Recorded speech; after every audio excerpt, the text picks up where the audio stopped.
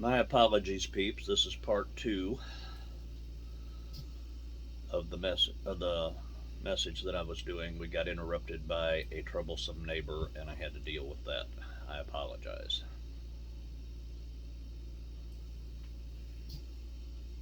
We were talking about the Russian-Ukraine thing, China threatening us with war over Taiwan. I don't know personally what God's plan is in this, whether He's going to allow it to escalate into us becoming involved into another war, militarily or not. He's been quite silent. I've asked, but he's been quite silent. And if that is his plan, that's what will happen.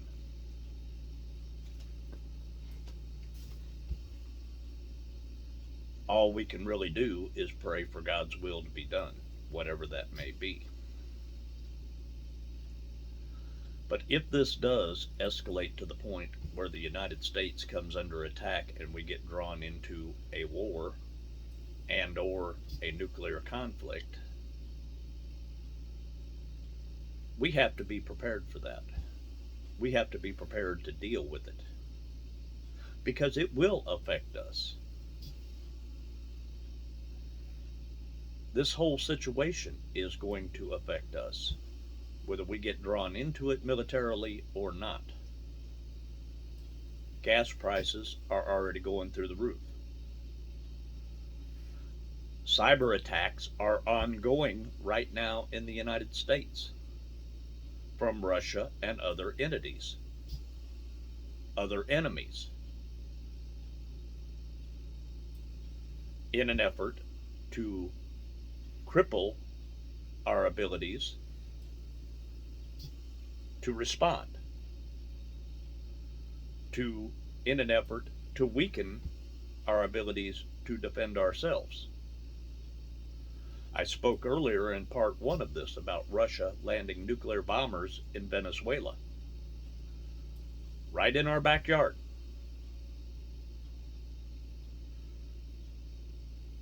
This was a clear and present warning from Putin for us to stay out of it and mind our business.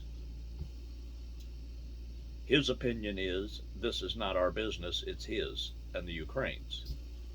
But it is our business because now we are under direct threat.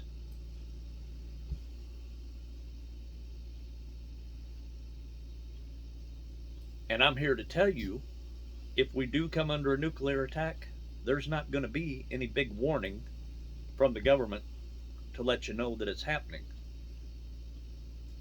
Because the government is going to be prioritizing getting the leadership to safety first, rather than notifying the American people, because they don't want a mass panic clogging up the highways and the byways of people trying to evacuate when there will be nowhere to evacuate to if there is a nuclear attack. They're not going to warn you, people. If it happens, it will happen in the blink of an eye, and those who survive will survive, and those who don't won't. But if there is a nuclear attack, millions of people will die. That's a fact. And the world needs to wake up to that. America needs to wake up to that fact that we are on the brink of all out war with Russia and China.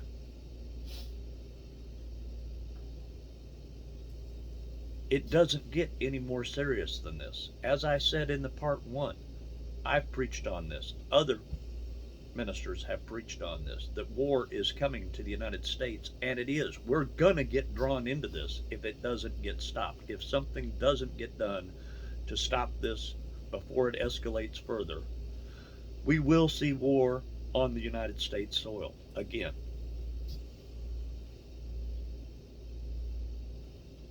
Only this time it won't be like the Civil War, two parts of the United States fighting each other.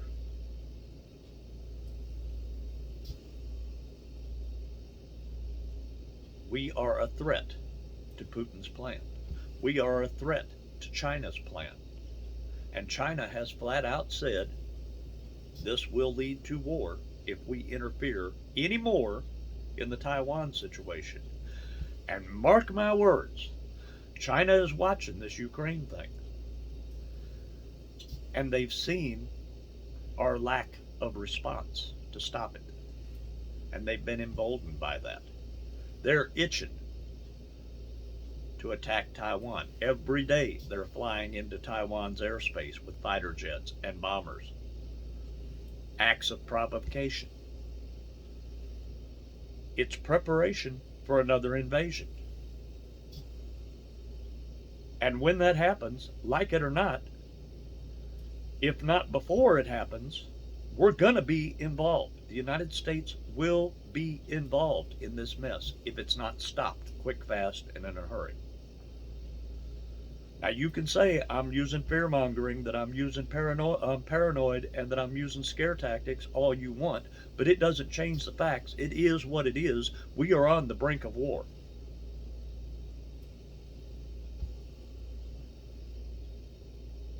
It's going to happen. You can Google this too. In Ezekiel 38 and 39, it talks about Gog and Magog, the kings of the east, invading and devastating Israel, and that Israel, as we know it, the majority of, will be destroyed in a war. It does say God will fight for them and he will win, but people will die in the process. And in Revelation it talks about the 7 trumpets, the 7 vials of God's wrath, the 7 seals of God's wrath. And one of them it talks about the 6th angel will release his vial on the great river Euphrates, which is the big river that separates Iran and Russia, the kings of the east, from Israel. Now you can Google this. You don't have to believe me or take my word for it. You can Google this. This is factual news. Because I had it checked recently and looked. And right now, as I'm speaking to you, the river Euphrates is drying up at catastrophic levels. People in Syria are suffering severe water shortages because on the Russia and the Iran side, they're limiting the water supply that goes through because the water's drying up. Is this the 6th seal that the angel has poured out? Maybe, maybe not. But the Bible foretold 2,500 plus years ago in Ezekiel that this would happen, and it's happening now. Coincidence? God doesn't work in coincidences. God said it would happen. The Euphrates is drying up at catastrophic levels, and they don't know what to do about it. This is reality, peeps. We're there. Iran hates Israel and wants Israel destroyed. Russia is a military alliance, in a military alliance with Iran. Russia is in a military alliance with China. China announced the other day that they stand with Russia against the United States. What more do you need to see to wake you up to the reality? Regardless of where this falls in Bible prophecy, the reality is we are on the brink of worldwide war. And the United States will be involved. And it doesn't matter who's in the White House. A lot of people are saying, oh, well, if Trump was in there, we would have never got this far. Trump is not God. Biden is not God. And whoever is in the White House in 2024 is not God. And God's plans will not be stopped by the will or the whim of common man. Regardless if he wears the title of President of the United States or the President of Russia or the President of China or the whatever they call the leader of Iran. God allows events to unfold in the world as He wills them to be. And nothing man can say or do will prevent God's plan from being fulfilled, start to finish. You can set your money on the bank on that one. Now, Pastor Cecil told you the other day, you need to get your cash out of the banks while you can, in case Russia does launch a cyber attack against our financial institutions. Because if he does that and shuts them down, you won't be able to get your money. Your debit cards and your checkbook won't be worth the powder it takes to blow them up. You will not be able to get your money. You will not be able to use credit cards to get what you need. Store shelves have been emptying for months due to supply chain difficulties. This situation in the Ukraine is going to magnify and intensify those shortages.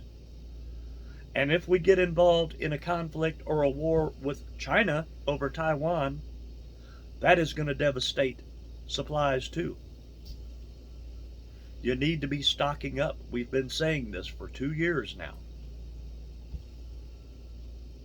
You need to be stockpiling on things that you can't get when this happens. Generators, gasoline, other ways of cooking that don't involve electricity or natural gas. Because when those supplies get cut off, there won't be any more. In response to the Ukraine thing, Russia's pipeline for their natural gas pipeline has been shut down as one of the sanctions to limit their ability to produce natural gas. Well, some of you say, well, I've got electricity and we don't use natural gas. We don't use this, that, or the other thing. But many do. Many people rely on it. And we take these things for granted. When you turn on the lamp and the lights, you automatically assume it's going to work when I pull that chain. But what happens if the power grid goes down and you pull the chain and there's nothing happening because there is no more electricity? Now, I have a well on my property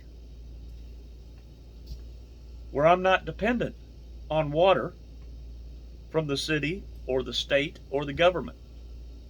I have a natural spring-fed well. But the pump that drives that well runs off electricity. That pump goes out because of no power. I have no water. Unless I go down to the pond or the lake or something like that and get some and boil it. My stove that I would boil that water on runs on electricity.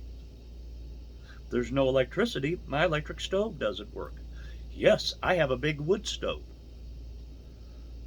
in the kitchen, and I have wood. I can burn wood to heat my water with, except for one problem. When Chrissy came home from the hospital after having COVID, she went on oxygen.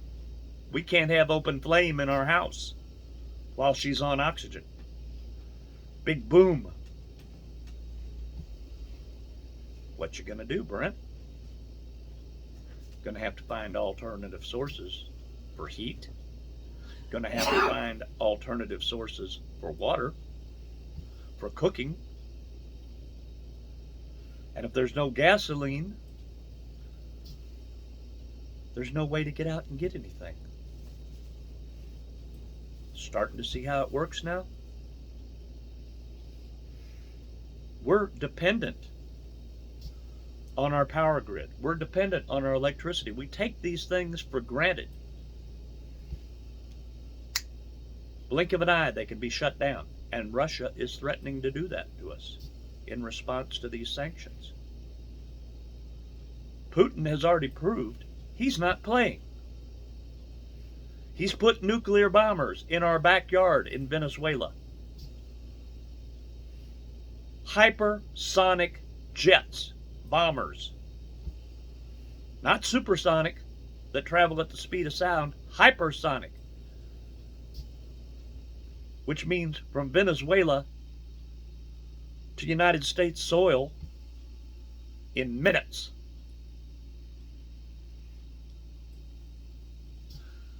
China announced I think it was 3 weeks ago, that they have developed a jet that can fly from Beijing to the United States in an hour. That's space shuttle speed, peeps.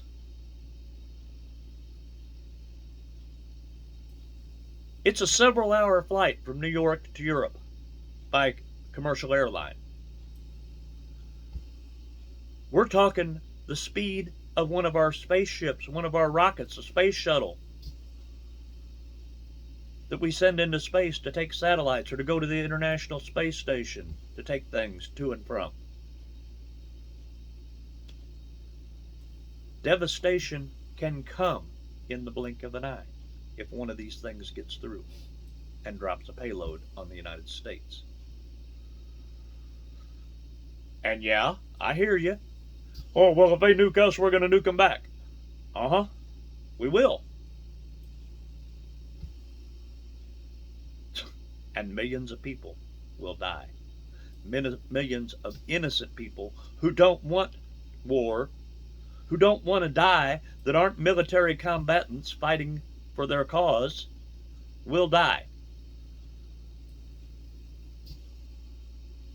And the nuclear fallout will cause massive worldwide famine. People will die. And it's coming. Unless God chooses to stop it. And we don't know whether he's going to or not.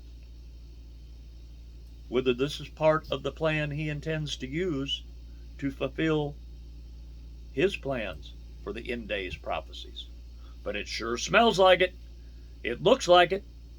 And if it walks like a duck and quacks like a duck, it might not be a giraffe, peeps. It might just be a duck. And what are you going to do? What are you going to do now to prepare? Now, many of you are going to hear this message and you're going to put your hands on your head and say, oh, what am I going to do? And you're going to cry and moan. Well, that's not going to help. And while you're crying and moaning, the bombs and the bullets are going to fly and drop. This is the reality of where we are, peeps. Unless something gets done to stop it before it escalates further. It's time to wake up and smell the coffee, peeps. It's time to wake up and face the reality of the world and where we are and the devastating impact of where this is headed. How many of you are going to say, well, what can I do, Brent? Well, first of all, you better make sure you're right with God. That's first and foremost.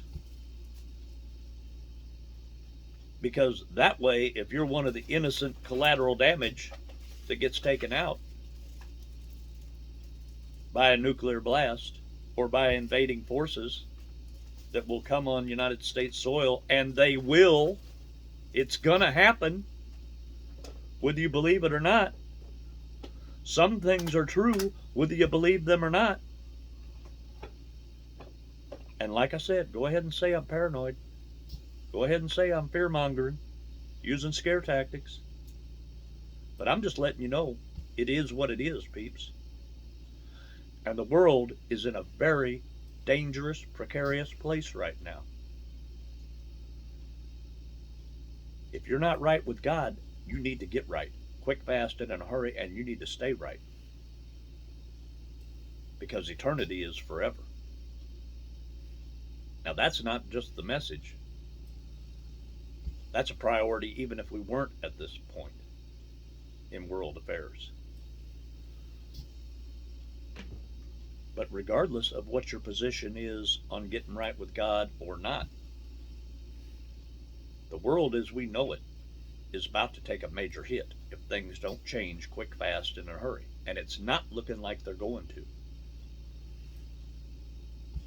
Right now, we have a war going on in Europe between Russia and the Ukraine that is no different than World War II when Hitler decided to invade Europe and take it. Putin wants the entire Soviet Empire restored. Ukraine ain't the only thing he's after. There's other breakaway republics that used to be part of the Russian Empire. He wants it all back. That's his legacy. That's his claim to fame. And all these sanctions that we're throwing on him and on Russia are only devastating the Russian people. Putin has billions of dollars at his disposal. They're not going to hurt him with sanctions. And they're not going to stop him or dissuade him from his plan of getting the entire Soviet Empire back. And again, you can say, well, that's Russia and its breakaway countries. How does that bother us? Let him have them. They were his to begin with. But what if it doesn't stop there? What if some of those that he goes after are our allies? That brings us back into the fray again, peeps. We defend our allies. We count on them to defend us. The United Kingdom, England, has banned flights from Russia into their airspace. In retaliation, Putin has banned flights from the UK into Russian airspace. Means they'll be shot down. How's the world going to respond if that happens? How do you think England's going to respond if one of their commercial airlines or one of their military jets gets blown out of the sky? Less than 2 weeks ago, acts of provocation by Russia against our own jets in our own airspace. We scrambled our jets because Russia invaded our airspace or got extremely close to it, and our jets went up to wave them off, and their jets got within 5 feet of ours, provoking us, trying to get us to engage. Accidents happen through reckless behavior like this. But those accidents can lead to an act of war being declared. We're this close, peeps. Unless something changes quick, fast, and in a hurry to stop it. You need to be aware of what's going on. It does affect you. It does affect the rest of the world. What's going on over there is not a property line dispute between angry neighbors. This is the beginning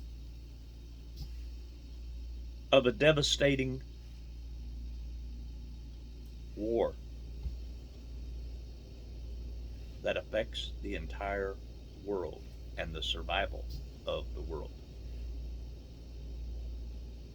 You better pay attention. You better wake up. Nobody wants a World War III. But just because we don't want it doesn't mean it won't happen.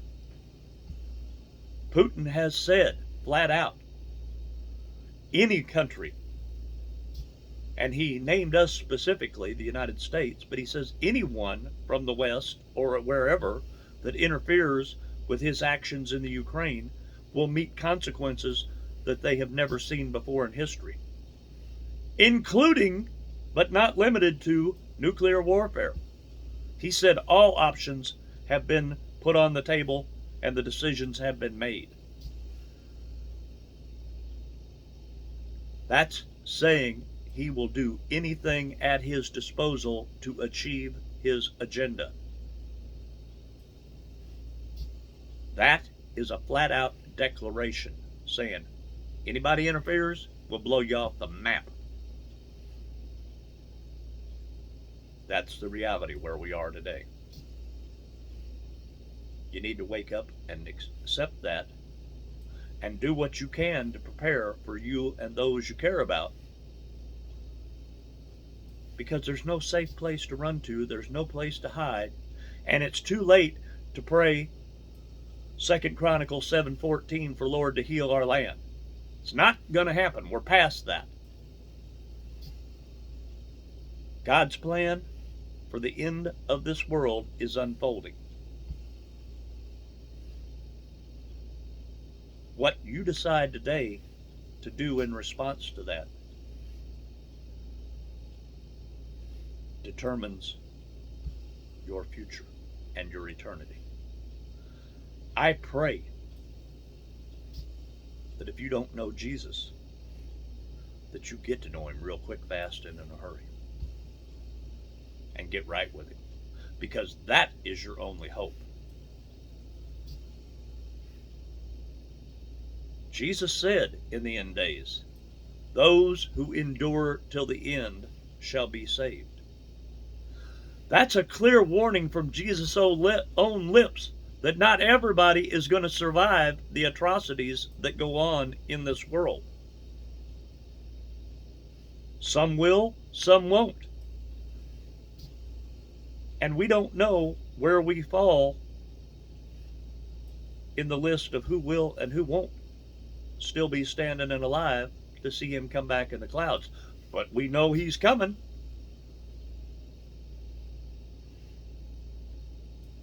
I'm not worried. I'm not concerned because I know where I'm going. And if I get taken out in a nuclear blast, that means I get to miss the rest of the ugliness that's coming to the world. But the Bible has predicted a whole bunch of ugliness is coming, and we're on the brink.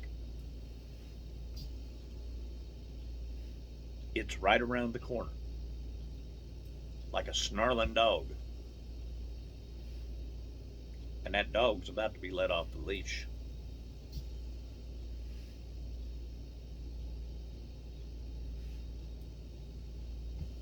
You better get ready. You better get right. Because tomorrow is not promised. And in the blink of an eye, you could wake up tomorrow or not wake up tomorrow. And there won't be any warning. Devastation is coming to this world, whether it's through this Ukraine thing or not. But the fuel has already been poured out to start the fire, and people like Putin are flicking their lighters. Sooner or later, it's going to get close enough to where the fumes meet the flame.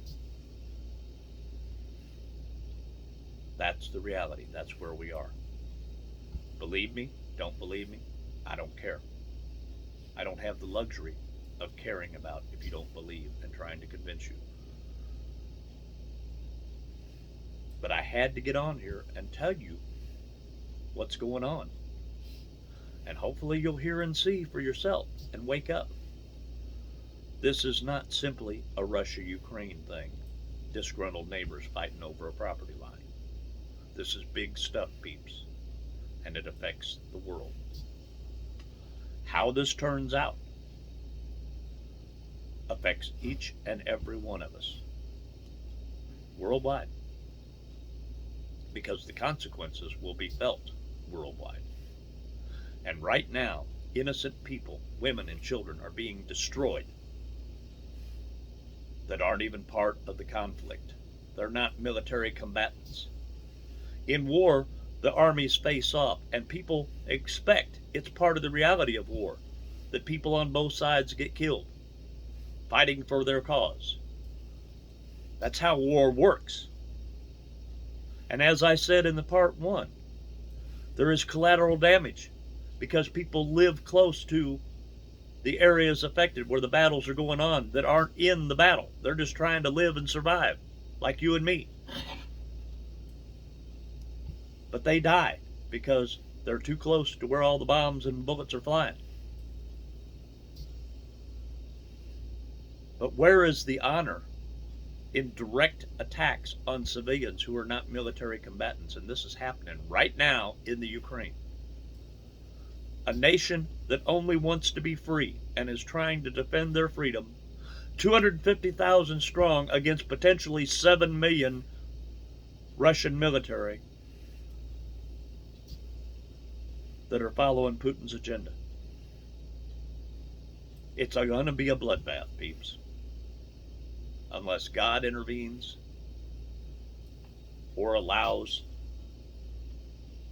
the world forces to intervene and stop Putin and say enough is enough. We're not having this again. We're not having another European war like World War I and World War II. And I'll leave you with this. Those who do not learn from history are doomed to repeat it. And our government and many other governments are not learning from history. And we, the people, are going to pay the price. God bless you. I love you, not nearly as much as God does. I'm praying for you. Pray for the people of Ukraine. Pray that God either steps in and stops this or allows the United States and the other leaders of the world to step in and stop this. Whatever it takes before it gets to the point of no return. Because we're standing on the bridge of no return, and it's on fire on both sides.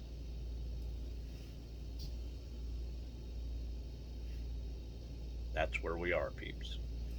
You need to wake up to the reality.